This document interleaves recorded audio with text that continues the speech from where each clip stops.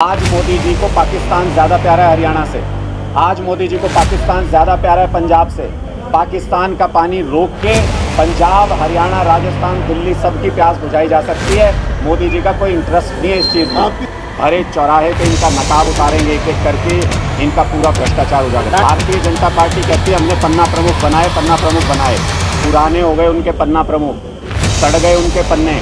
ये सौभाग्य भी भगवान ने भारतीय जनता पार्टी के ये सारे पुराने पन्ने फाड़ने का सौभाग्य भी आम आदमी पार्टी को दिया है। आने वाले दिनों में इनके सारे पन्ने फाड़ दें। हमारे अंदर अहंकार नहीं है, हम आम आदमी हैं। एलजी साहब आज तक एक खाने में नहीं गए। मैं इनसे उम्मीद करता हूं कि अपना काम संभालें, दूसरों के काम में टांग ना लगाएं। सोनिया गांधी जी खड़ी रही और हुड्डा साहब जिस तरीके से गलबैयाँ कर रहे थे मोदी जी के साथ, सारे हरियाणा ने वो तस्वीरें देखी हैं। मैं ये जानना चाहता हूँ जिस मुख्यमंत्री को अपने कार्यालय से 10 दिन में भी जानकारी हासिल नहीं होती, स्टेट चल कैसे रहा है, राज्य चल कैसे रहा है, लोग क्या उम्मीद करें ऐसी सरकार से। देखिए सबके मन में गुस्सा है, उसका बदला लेंगे, सूद समेत इनसे बदला लेंगे। जब चुनाव आएगा, जब भारतीय जनता पार्टी के नेता गांव-गांव जाएंगे, इनको तब पता चलेगा बेटियों का मान सम्मान होता क्या। 2 बार से लगातार कांग्रेस के विधायक मिलके भारतीय जनता पार्टी का राज्यसभा का एमपी बना रहे हैं हरियाणा के अंदर। लोगों के मन में शक है। देखिए लोकतंत्र को ख़त्म करने के लिए जो ये सरकार प्रयास कर रही है, उसके खिलाफ सारे पार्टी के अध्यक्षों से अरविंद केजरीवाल जी मिले थे। हमारे अंदर अहंकार नहीं है, हम आम आदमी हैं। जब लोकतंत्र को बचाने की बात आई तो अरविंद केजरीवाल जी ने कहा कि मैं खुद जाऊंगा, हर एक पार्टी के अध्यक्ष से मिलूंगा, उनसे समर्थन मांगूंगा, क्योंकि राज्यसभा में भारतीय जनता पार्टी का बहुमत नहीं है। और अगर सारी पार्टियाँ एकजुट हों तो भारतीय जनता पार्टी का जो ये कदम है लोकतंत्र के खिलाफ, इसके मुंह पे एक जोरदार तमाचा मार सकती हैं। सुप्रीम कोर्ट के 5 जजेस की बेंच ने एक तरफा फैसला दिया दिल्ली सरकार के पक्ष में, लेकिन उसको रातों रात एक अध्यादेश ला के पलट दिया मोदी जी की सरकार ने। इसका मतलब ये कि वो लोकतंत्र के एक पिलर को गिराना चाहते हैं, सुप्रीम कोर्ट पे यकीन नहीं करते हैं, लोकतंत्र को ख़त्म करने की कोशिश कर रहे हैं। अब ये कांग्रेस को तय करना है कि वो लोकतंत्र की साइड में खड़ी होगी या वो भारतीय जनता पार्टी की साइड में खड़ी होगी। पूरे देश में बार बार शक की नज़र से कांग्रेस पार्टी को देखा जाता है कि कहीं अंदर खाने इनकी भारतीय जनता पार्टी के नेताओं के साथ मिली भगत तो नहीं है क्या, इसी वजह से कमज़ोर विपक्ष बना के तो नहीं रखा जाता। और हरियाणा के लोगों के दिमाग में तो इतना ज़बरदस्त शक घर कर गया है। सोनिया गांधी जी खड़ी रही और हुड्डा साहब जिस तरीके से गलबैयाँ कर रहे थे मोदी जी के साथ, सारे हरियाणा ने वो तस्वीरें देखी हैं। 2 बार से लगातार कांग्रेस के विधायक मिलके भारतीय जनता पार्टी का राज्यसभा का एमपी बना रहे हैं हरियाणा के अंदर। लोगों के मन में शक है कि गलती से अगर कुछ सीटें हुड्डा साहब को मिल गई, कांग्रेस पार्टी को मिल गई, तो हुड्डा साहब जाके जेजेपी की तरह भारतीय जनता पार्टी की सरकार तो नहीं बनवा देंगे। ये लोगों के मन में आज के दिन में शक है। आपने गंभीर आरोप जड़े हैं, क्या हुआ उसमें सर? देखिए आरोप नहीं है, सच्चाई है। सारे कागजात के साथ ये सीएम साहब ने खुद कहा था अपने जनसंवाद में, हम तो पब्लिक की तरह, हम लोगों की तरह वहाँ जाके सवाल पूछ रहे थे। सीएम साहब बोले भाई देखो ये गलत बात है, विपक्ष को मीडिया के माध्यम से सवाल पूछना चाहिए। हमारे बड़े हैं, मैंने उनकी बात का सम्मान किया, मैंने मीडिया के माध्यम से उनके सामने सारे तथ्य, सारे सबूत रखे। कोई पेमेंट नहीं हुई, चेक के आधार पर बिना एक पैसा किसी अकाउंट में गए हुए 45 करोड़ की ज़मीन पहले 3.25 करोड़ में और फिर 70 लाख में अल्टीमेटली जाके सीएम साहब के प्रिंसिपल ओएसडी नहीं, प्रिंसिपल ओएसडी की पत्नी और बेटे की कंपनी के नाम हो गई। हम ये जानना चाहते हैं क्या इसमें किसी तरह का भ्रष्टाचार हुआ। मुख्यमंत्री जी ने कहा कि 3 दिन बाद हमारी प्रेस कॉन्फ्रेंस के मुख्यमंत्री जी बोले मैं इसके बारे में अपने ऑफिस से जानकारी मंगा रहा हूँ, और उस बात को भी अब हफ्ता 10 दिन हो गए।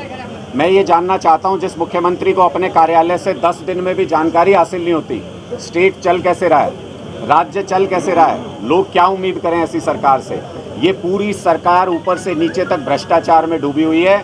ये सिर्फ उसका पहला कच्चा चिट्ठा था।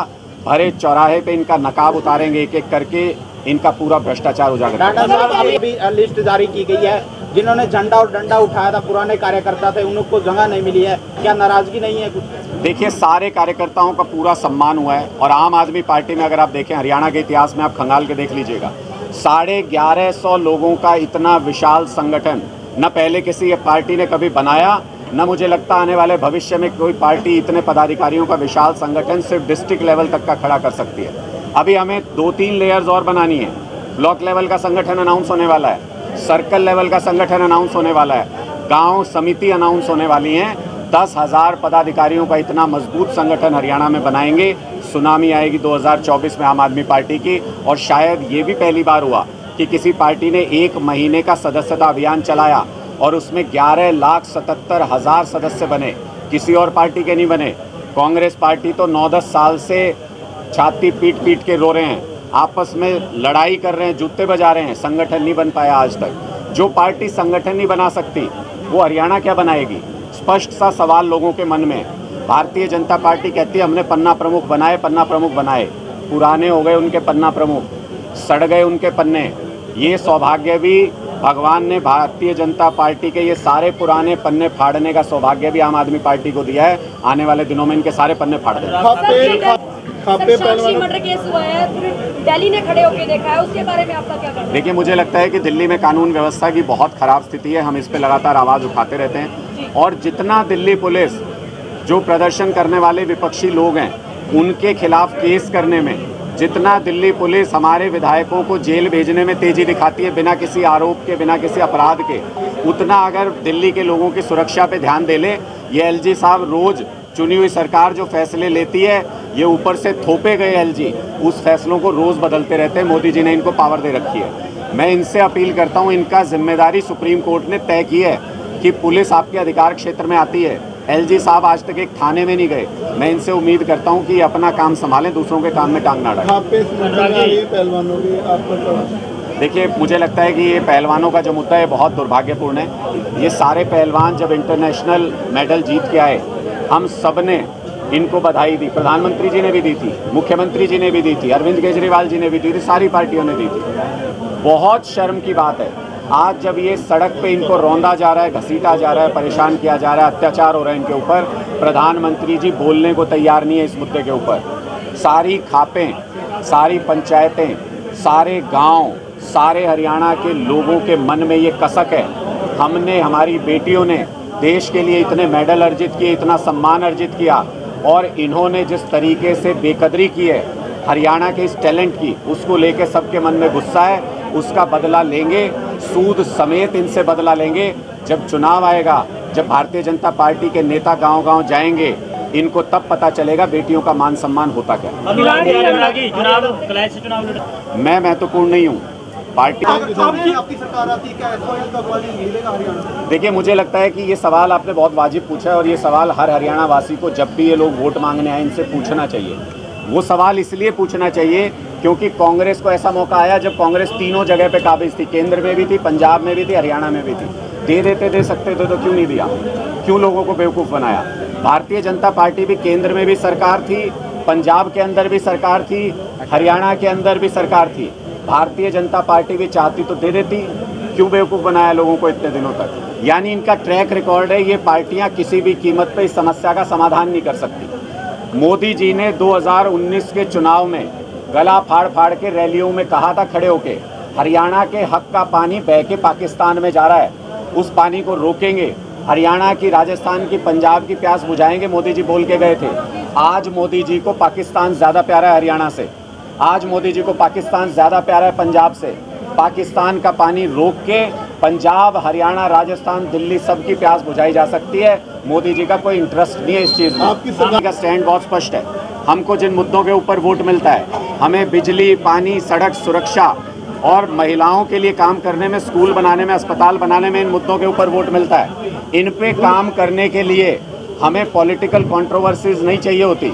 इसलिए ऐसे किसी भी मुद्दे का समाधान करने में आम आदमी पार्टी सक्षम है। अगर हमारे पास ऐसा मौका आया कि हमारे पास केंद्र में भी, पंजाब में भी और हरियाणा में सरकार हुई, हम मिनट नहीं लगाएंगे, ये समस्या सुलझा देंगे बैठ के बातचीत के साथ। पंजाब विश्वविद्यालय में आज दोनों राज्यों के मुख्यमंत्री की मीटिंग थी पंजाब विश्वविद्यालय में, तो उस मुद्दे पर आपके मुख्यमंत्री ने पल्ला झाड़ लिया हिस्सेदारी देने के लिए। देखिए, मुझे लगता है कि ये गूढ़ प्रशासनिक मुद्दे, इन पे आपस में बैठ के समाधान करना चाहिए, इन पे बातचीत के जरिए हल निकलना चाहिए। आपकी सरकार स्टेट में है, देश बदलने की बात करते हैं, कैसे संभव हो पाएगा? देखिए, जब हमारी जिस स्टेट में हमारी सरकार आई, दिल्ली देश का हिस्सा है ना, बदल दिया। पंजाब देश का हिस्सा है ना, बदल दिया। 2024 में हरियाणा बदल देंगे। एक एक कड़ी जोड़ते जोड़ते जोड़ते जोड़ते पूरे देश को बदल देंगे, विकसित देश बना देंगे। आप देखते जाइए। खिलाड़ी है जो गृह मंत्री से मिले हैं, खिलाड़ी है जो गृह मंत्री से मिले हैं। देखिए, मुझे लगता है कि जब प्रधानमंत्री चुप हों, अपनी आंखों के सामने सब कुछ होते हुए देख रहे हों, तो ये तमाशा बनाया जा रहा है। कभी गृह मंत्री मिलने के लिए बुला रहे हैं, अपने सांसद को, अपने नेता को गिरफ्तार करके जेल के अंदर डालो। इन महिलाओं का, इन बेटियों का मान सम्मान करो, पूरा देश आपका सम्मान करेगा। अगर आप इनको दर दर भटकने पे मजबूर करोगे, पूरा देश बीजेपी का तिरस्कार करेगा। बीजेपी का महिला विरोधी चरित्र हरियाणा से लेके और केंद्र तक पूरी तरह से उजागर हो गया। हरियाणा में जूनियर महिला कोच ने इनके मंत्री संदीप सिंह पे आरोप लगाए कि इन्होंने घर बुला के अपने पद का दुरुपयोग करके मेरे साथ गलत हरकत की। पूरा का पूरा भारतीय जनता पार्टी का कुनबा खामोश होकर बैठ गया। आज भी हरियाणा ओलंपिक संघ के अध्यक्ष हैं संदीप सिंह, आज भी मंत्री बना के खिलाड़ियों के सिर के ऊपर बिठा रखा है उनको। मुझे लगता है ये भारतीय जनता पार्टी के लिए शर्म की बात है। जहां भी महिलाओं के खिलाफ आरोप हैं, अत्याचार हो रहा है, वहां पे बीजेपी नेताओं का ही नाम क्यों आ रहा है? और हर बार ऐसा क्यों होता है कि बीजेपी पूरी की पूरी अपने नेता के साथ, आरोपी के साथ जाके खड़ी हो जाती है? ये सवाल लोगों के मन में है। बीजेपी का महिला विरोधी चरित्र उजागर हो गया देश के सामने।